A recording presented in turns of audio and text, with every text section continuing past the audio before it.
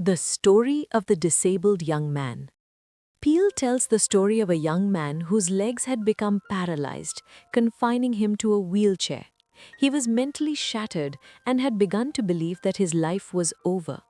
Peale told him, "Even if your legs have given up, your mind must not." Peale told him regular mantras of self-confidence and the power of prayer. Slowly, the young man began to believe that he could still achieve greatness despite his condition. As a result, he not only finished his studies but became a successful lawyer and an inspiration to thousands. Because he refused to believe in defeat, his circumstances could not defeat him. Friends, if you have come directly to this part 2, you have missed half of your mental strength and the most important foundation. To get the full benefit of this video and bring a radical change to your life, look at the screen at the end of this video. Part 1 will appear. Make sure to click and watch it, where we discuss those 7 amazing secret formulas for building self-belief and invincible vitality. Starting Part 2. Chapter 8. I don't believe in defeat. The mantra for erasing the word surrender from the dictionary of your mind. Chapter 9. How to break the worry habit. Ways to quit the habit of carrying worry for years. Chapter 10. Power to solve personal problems. Strategies for intelligently solving any personal complexity. Chapter 11. How to use faith in healing. The impact of deep faith in keeping the body and mind healthy. Chapter 12. When vitality sags, try this health formula. How to re-energize yourself when your vitality drops. Chapter 13. Inflow of new thoughts can remake you, rebuilding yourself by changing your thought patterns. Chapter 14. Relax for easy power. How to achieve big things through relaxation rather than just hard labor. Chapter 15. How to get people to like you. The secret to winning hearts and becoming everyone's favorite. Chapter 8. I don't believe in defeat. In this chapter, the author shares a revolutionary insight. Defeat is not a material event, it is a mental state. Your circumstances do not defeat you. Rather, you are defeated only when you accept failure in your mind. The primary goal of this chapter is to erase words like impossible or defeat from the dictionary of your thoughts. The core essence, the mindset of overcoming obstacles. The author notes that when a major obstacle appears, we often view it as an immovable mountain and stop. But Peale teaches that you must create a path through the obstacle. When you believe that defeat is not meant for you, your subconscious mind finds a way to leap over that hurdle. Real-life example. The story of the disabled young man. Peale told the story of a young man whose legs were paralyzed, confining him to a wheelchair. He was mentally shattered, believing his life was over. Peale told him, even if your legs have given up, your mind must not. Peale taught him regular self-confidence mantras and the power of prayer. Slowly, the young man began to believe he could achieve great things despite his condition. As a result, he not only completed his education but became a successful lawyer and an inspiration to thousands. Because he refused to believe in defeat, his situation could not conquer him. The crack in the stone and the sapling. Imagine a massive hard stone or a concrete road. Beneath it, a tiny seed wants to sprout.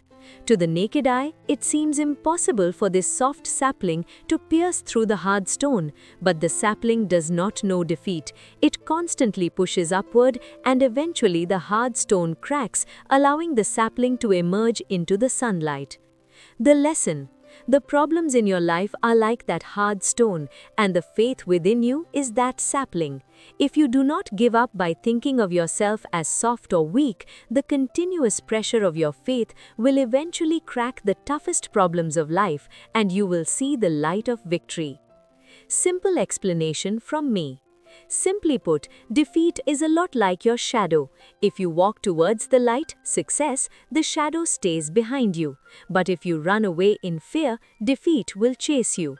Denying defeat means that when you face danger, instead of asking, "Why is this happening to me?" you ask, "What can I learn from this problem?" Friends, the 8th chapter taught us that winners don't do different things, they simply refuse to give up. Delete the word cannot from your dictionary today. Remember, a wall doesn't mean the road is closed, a wall means you have to jump higher. Have you gained the courage to deny defeat? See you in the 9th chapter, where we will learn how to permanently quit the toxic habit of worry we have carried for years. Chapter 9. How to break the worry habit. In this chapter, the author makes an excellent point. You were not born with worry. You learned it as you grew up. Since it is a learned habit, it is entirely possible to erase it from your mind by following the right methods. Worry is like a termite that eats away at our self-confidence from the inside. This 9th chapter will be incredibly relieving for your audience because worry is a hidden enemy that lives within almost all of us. Norman Vincent Peale demonstrates here that worry isn't destiny, it's simply a bad habit. The core essence: emptying the mind, a mental drainage. The author notes that when we go to bed, we often take the day's worries with us.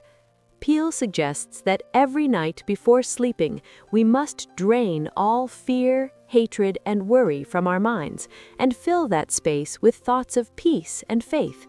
He calls this a mental drainage system. Real-life example: the businessman's drainage method. Peale described a highly anxious man who was constantly restless about the future. He gave him a unique but effective exercise. He told the man, "Every day when you return from the office and hang your coat on the rack, visualize that you are leaving all your day's worries in the pockets of that coat, and you are entering your home's peaceful environment completely fresh." The businessman began doing this regularly. He found that by mentally acting out the process of leaving his worries behind, his subconscious mind actually began to calm down. He realized that worry is ultimately a choice. The boiling kettle. Imagine a kettle full of water sitting on a fire. As the water begins to boil, if the lid is sealed shut, the pressure of the steam could cause the kettle to explode. However, if there is a small vent or spout, the steam escapes easily and the kettle remains safe. The lesson: our mind is like that kettle. The pressures and tensions of the day build up like steam inside us. If we don't have a vent through prayer or positive thinking to release that pressure, we will eventually break down mentally. Breaking the worry habit means creating a daily practice of letting that internal steam out. Simple explanation from me. Simply put, worrying is like paying interest on a debt for a problem that hasn't even happened yet.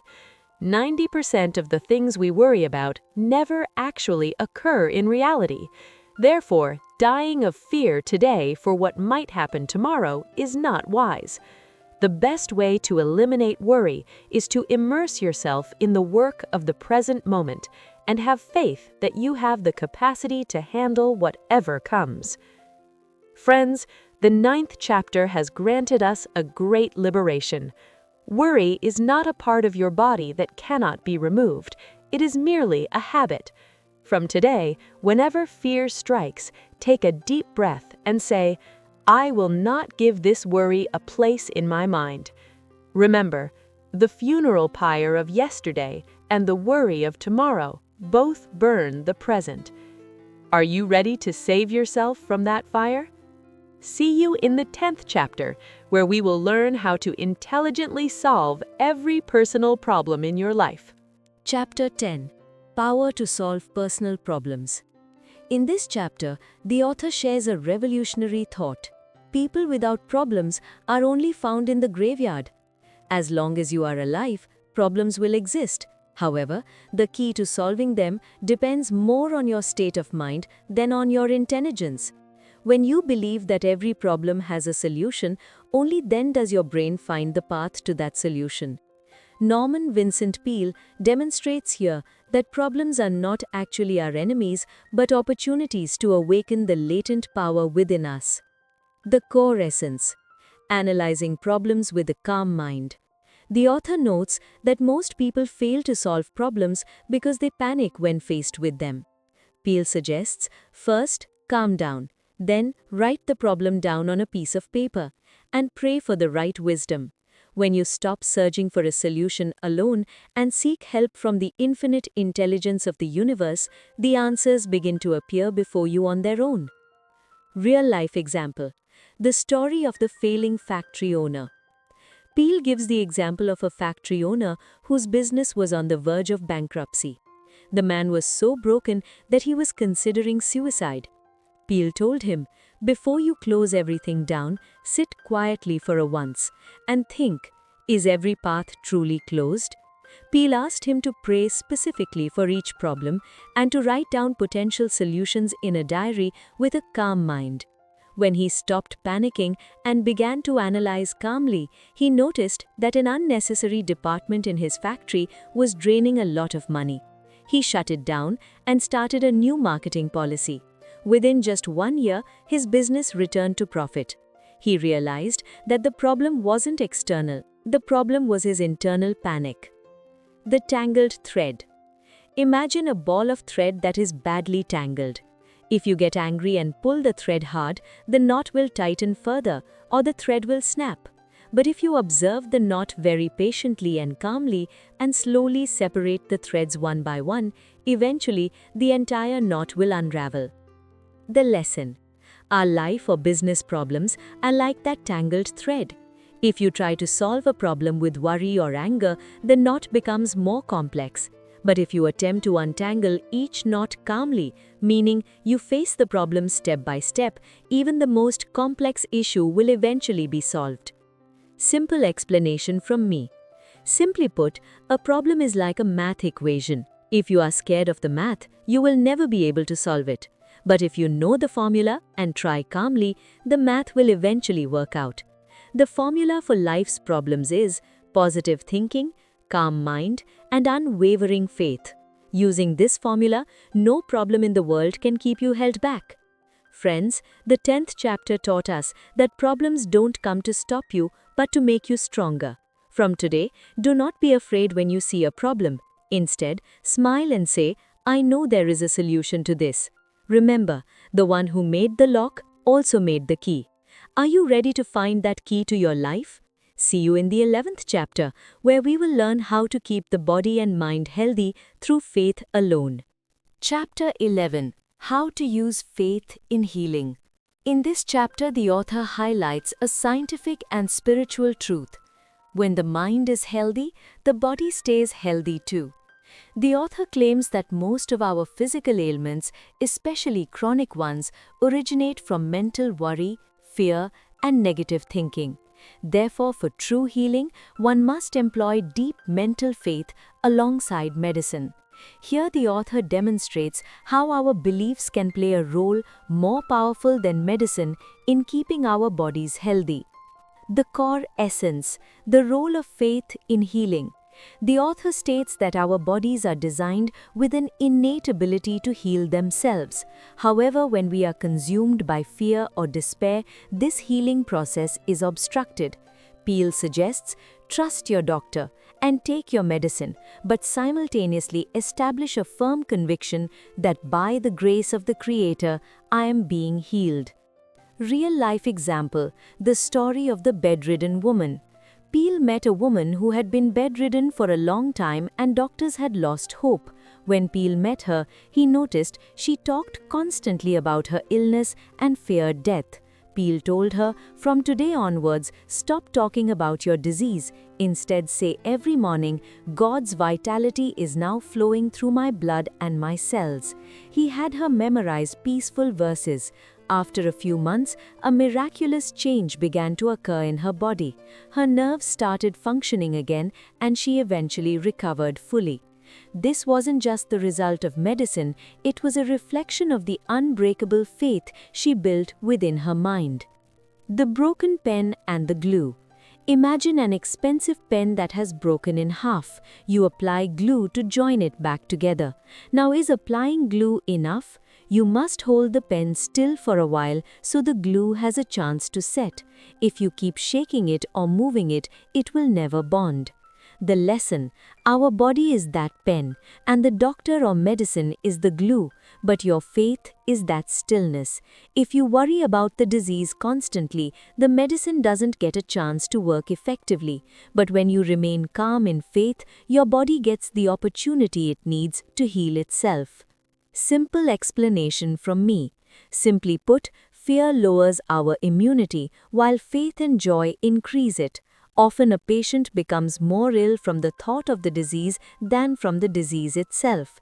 If you want to stay healthy, uproot the fear of illness from the garden of your mind and paint a picture of health there instead. Friends, the 11th chapter reminded us that the world's best doctor lives inside your mind. From today, stop complaining about illness. Instead, express gratitude for your health. Remember, a joyful heart is the best medicine. Are you ready to awaken that healing power within you? See you in the 12th chapter, where we will learn a special health formula to re-energize yourself when your vitality sags. Chapter 12. When vitality sags, try this health formula. In this chapter, the author introduces a revolutionary idea. Vitality is not found in vitamins or diets alone, it depends on your spiritual and mental well-being. When we carry guilt, hatred, or excessive tension, our life force, or vitality, depletes rapidly. The author provides a special health formula here. This chapter is especially for those who feel completely drained and powerless at the end of the day. Norman Vincent Peale teaches how to keep your energy tank consistently full. The core essence: clearing mental clutter. Our emotions often tire out long before our bodies do. If you harbor anger towards someone or cling to an old sorrow, it drains a massive amount of energy from your physical body. The formula in this chapter is: forgive everyone, surrender your mistakes to the Creator, and keep your mind light. Real-life example: the story of the exhausted executive. Peale tells the story of a high-ranking official who returned home from the office every day feeling near death. He was so exhausted that he couldn't even speak to his family. Upon investigation, Peale discovered that this man was intensely angry with a colleague and harbored deep hatred toward him. Peale said, "Your fatigue is not from work, but from carrying this burden of hate. Your body will not recover until you forgive him." Though reluctant, the man decided to forgive his colleague and began to pray for him. Within a few days, he noticed that his physical exhaustion had strangely vanished. He realized that hating someone is equivalent to poisoning one's own physical energy. The leaky bucket. Imagine a bucket you are trying to fill by turning on a tap. Plenty of water is flowing in, meaning you are eating well and resting, but if there are several small holes at the bottom of the bucket, will it ever stay full? Never. The lesson: our body is that bucket. Hatred, guilt, or anger are those holes. No matter how much healthy food you consume, if your mind is filled with negative thoughts, your vitality will leak out through those holes. The way to stay healthy and energetic is to plug the holes at the bottom, which means keeping the mind at peace. Simple explanation from me. Simply put, our body is like a software that runs on commands from the mind. If the mind sends error or negative signals, the hardware, the body, hangs. When you are joyful and clear on the inside, your body naturally functions with double the enthusiasm. Enthusiasm is the outward expression of your inner joy. Friends, the 12th chapter taught us that fatigue is not just of the body, but of the mind as well. From today, shed all the hatred and burdens from your mind. Make yourself light and connect with the boundless energy of the universe. Remember, a clean heart never tires. Are you ready to regain your new enthusiasm? See you in the 13th chapter, where we will learn how new thoughts can rebuild your entire life. Chapter 13. New Thoughts, New You. In this chapter, the author states an infallible truth. You are what you think. Your current life is the result of your thoughts over the past few years. If you want to change your life, you don't need to change your circumstances. You must change the input of your thoughts. When new and positive thoughts enter your mind, your old failed personality will naturally shed away. This chapter is the most revolutionary part of the book because Peale claims it is possible to break away from your old life and become a completely new you. The core essence: reconstructing thought. Our mind is like a thoroughfare or a road where countless thoughts travel constantly. Peale suggests flushing out old, worn-out and negative thoughts and starting a flow of powerful, optimistic and constructive ones. He calls this thought conditioning. Real-life example: the story of the broken man. Peale speaks of a man whose life was on the brink of total ruin. He had fallen into alcoholism and lost both his family and his job. He believed himself to be a complete failure. Instead of giving him a lecture, Peale asked him to do just one thing: repeat a specific sentence 7 times a day. I have the power to do what I want to do through the strength of the Creator. At first his mind refused to accept it, but by repeatedly introducing this new thought, the picture of failure in his subconscious began to change. 6 months later, not only had the man quit drinking, but he also started a new business and won back his family. He proved that by simply changing the pattern of thought, even a broken person can be reborn. The glass of dirty water. Imagine a glass filled with dirty, muddy water. If you don't pour out the water but instead continuously pour clean water into it, what will happen? Eventually, the pressure of the clean water will cause the dirty water to overflow and spill out, leaving the entire glass filled with clear, pure water. The lesson: your mind is that glass, and your old negative thoughts are the dirty water. If you pour a flow of clean thoughts into your mind every day, through reading books, prayer, and listening to positive affirmations, just as you are doing now, one day all the darkness and failure in your mind will be washed away. You will become a new person. Simple explanation from me. Simply put, our brain is like a computer. If you run software for failure or fear, the result will match. New thoughts are like a system update for your life. From today, stop speaking poorly about yourself. Tell yourself, I am brave, I am capable, and a wonderful future awaits me. Friends, the 13th chapter has given us a massive opportunity to rebuild ourselves. Whatever your past may be, write your future with new thoughts starting today. Remember, the old you can die, but the new you can be born this very day. Are you ready to rediscover yourself? See you in the 14th chapter, where we will learn how to achieve the impossible not through hard labor but through relaxation. Chapter 14. Relax for easy power. In this chapter, the author says, hard work does not always mean success. Rather, working the right way is the real power. When we work under too much pressure or excitement, our muscles and brain tighten up, causing us to tire quickly and make mistakes. The author calls this the easy does it principle. In other words, when you work calmly, you don't waste energy. This chapter is essential in today's rat race life. Norman Vincent Peale gives a strange but true concept here. The more relaxed you are, the greater your capacity for work. The core essence: efficiency through relaxation. The author notes that truly powerful people are never in a hurry. Because they remain calm on the inside, they can handle the storms on the outside. When you learn to keep your mind and body relaxed, an easy power flows through you, helping you achieve big goals without exhausting yourself. Real-life example: the story of the tennis player.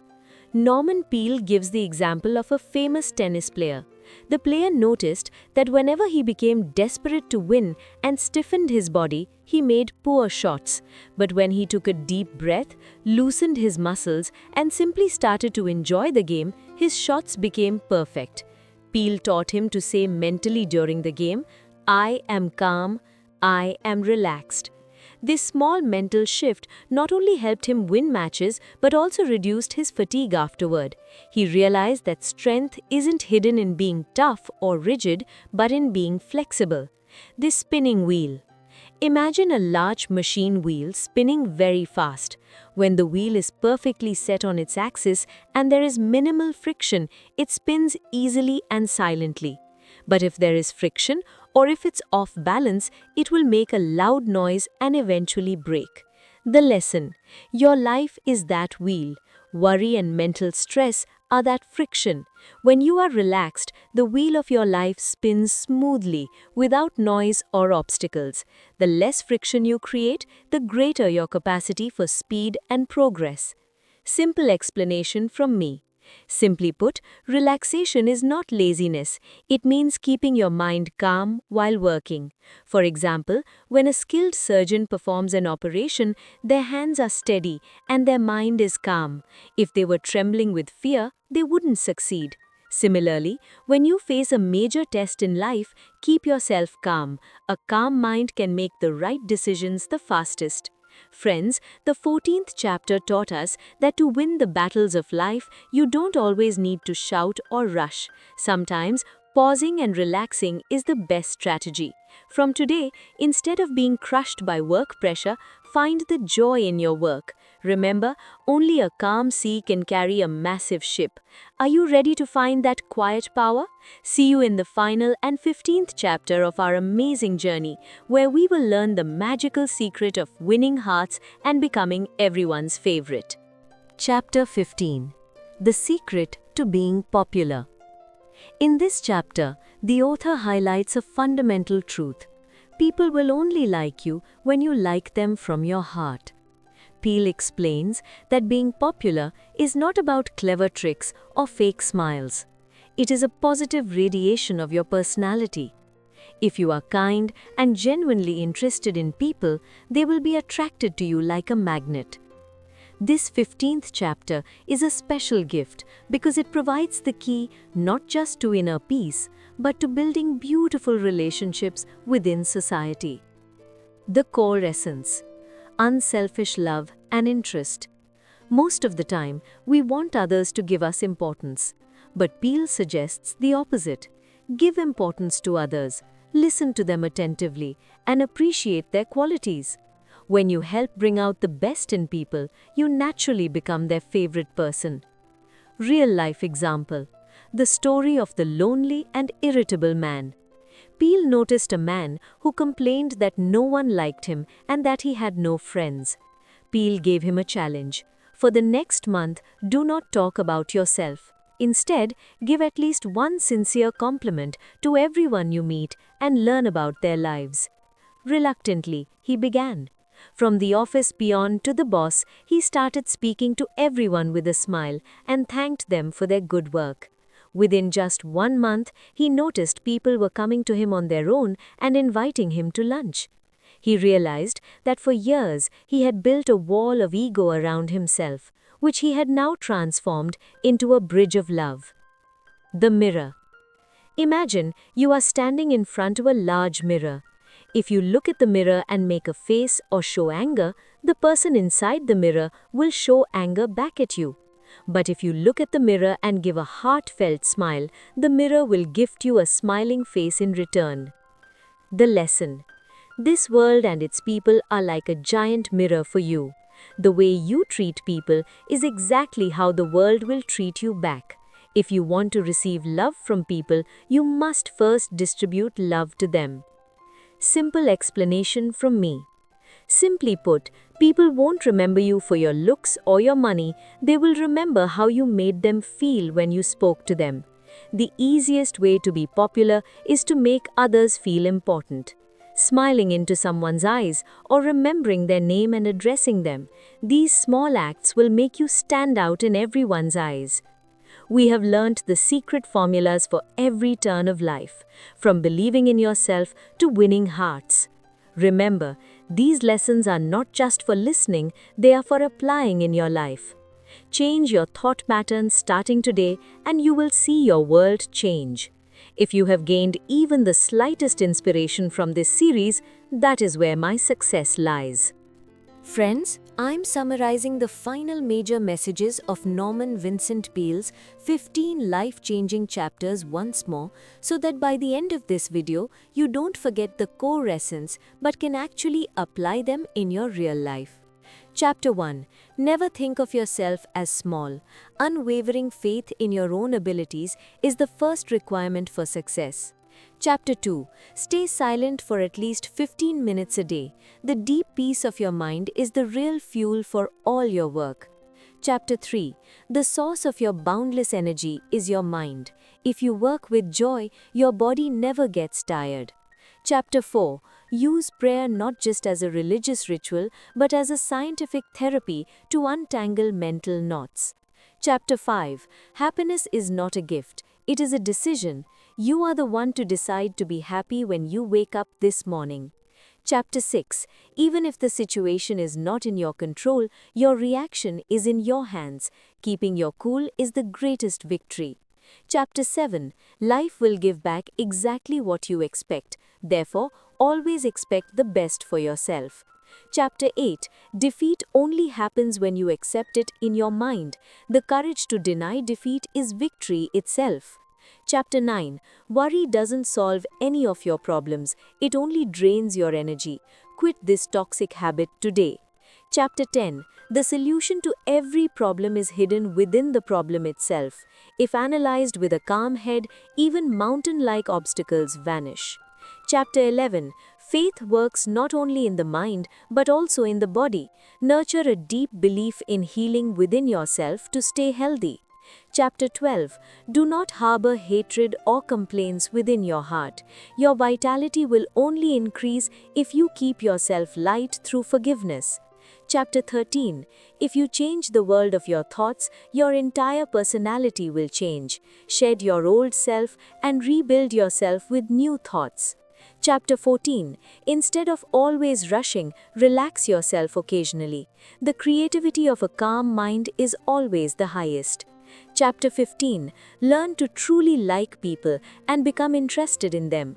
You can become everyone's favorite only by giving love to others. Friends, the core teaching of the book is one: as your thoughts are, so is your world.